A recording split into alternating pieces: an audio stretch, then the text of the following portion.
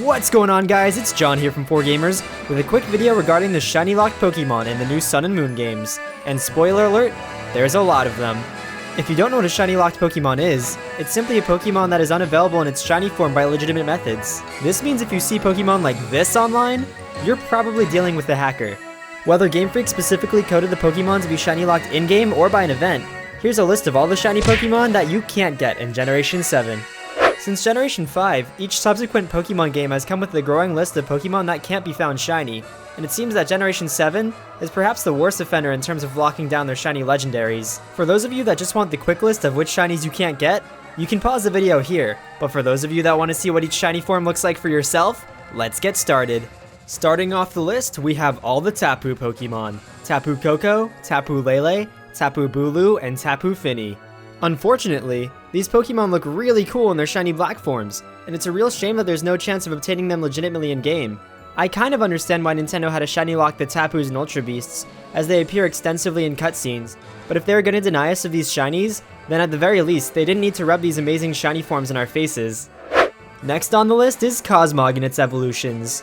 This section contains major spoilers, so if you don't want to know anything about the version-exclusive legendaries, then skip ahead to the Ultra Beast section of this video. If you didn't already know, Cosmog has two evolutionary stages, the first being Cosmoium, which it evolves into at level 43, and the second stage being the version-exclusive legendaries at level 53, depending on which game you own.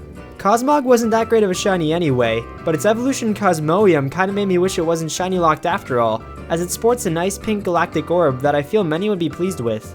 The shiny forms of Solgaleo and Lunala, however, have come under much scrutiny, but overall, it seems that people are more content with the Blood Moon than the Blood Sun Pokemon, and therefore, Solgaleo's shiny form takes on more of the hate from the community. Because red is my favorite color, I've decided to stay impartial either way, and I've simply accepted that I won't be seeing any of these shiny forms against legitimate players online. Up next, we'll be taking a look at all 8 shiny locked Ultra Beasts. Yep, you heard it right. All 8 amazing Ultra Beasts are unfortunately shiny locked, and many of them have shiny forms that make a grown Pokemon collector cry. Examining the first 4 Ultras, Nihilego, Buzzwole, Pheromosa, and Xurkitree, we can see that Game Freak at least thought about what they wanted the shiny Ultra Beast to look like, and it's strange that they would put so much effort into Pokemon models that technically no one should be able to have.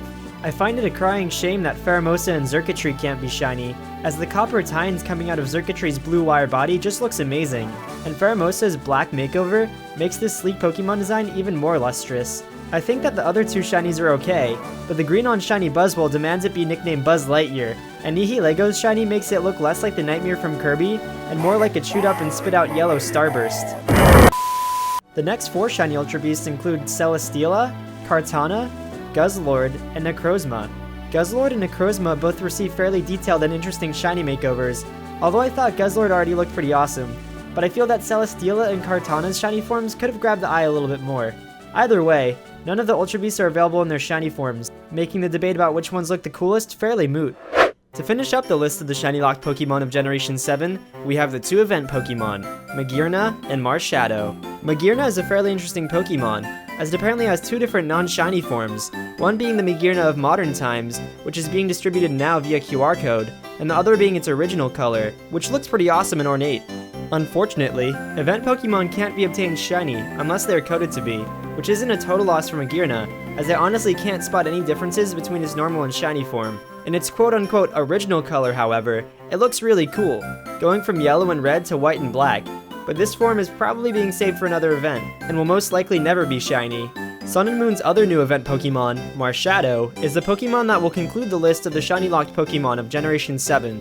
This fighting ghost type hasn't yet been released as a public event, but I don't think anyone will be too upset that they can't get its shiny form, as the only difference about its shiny is that its hair tuft goes from green to dark purple, and it's very difficult to even notice this slight difference. Well, that's it. These are all the shiny Pokemon Game Freak doesn't want you to have in Generation 7.